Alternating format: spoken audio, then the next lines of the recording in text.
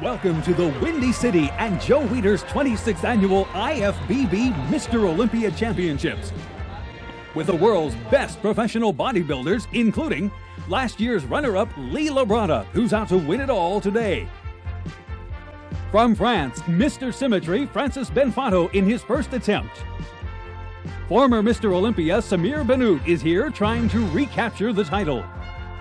Shawn Ray is determined to prove he can compete steroid-free after his embarrassing disqualification at last year's Arnold Schwarzenegger's Classic. Reigning champion Lee Haney is back. His goal this year is winning his 7th consecutive victory. Rich Gaspari is tired of placing second to Lee, so he's setting his sights on placing number 1. At 245 pounds, Mike Christian will be the heaviest man in the contest. He's hoping it's enough to win this year. Then, 3 newcomers. There's superstar Eddie Robinson, who will carry his fan appeal and massive physique onto the Olympia stage for the first time. Then, Frank Hillebrand from Germany in his first pro contest. And Jean-Luc Favre, last year's amateur world heavyweight champion from Switzerland.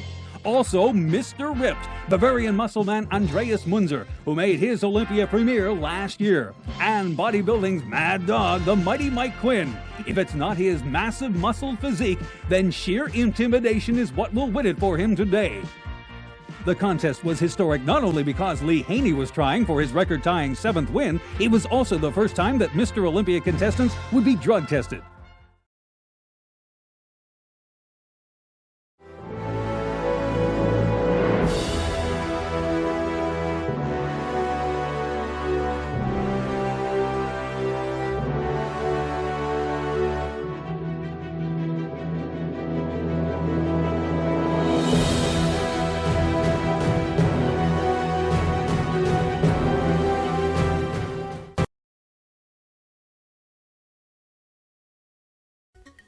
Hi, this is Tom Platz from WBF Bodybuilding Lifestyles.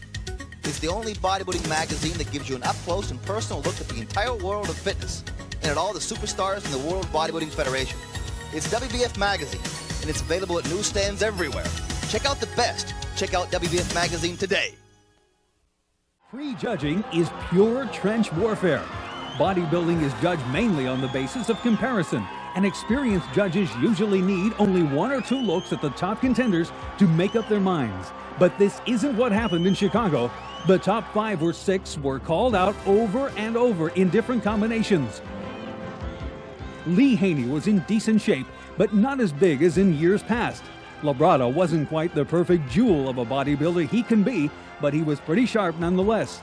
As the comparisons continued, it became obvious that Shawn Ray had not been able to duplicate his Arnold Classic condition, but he hadn't missed it by all that much.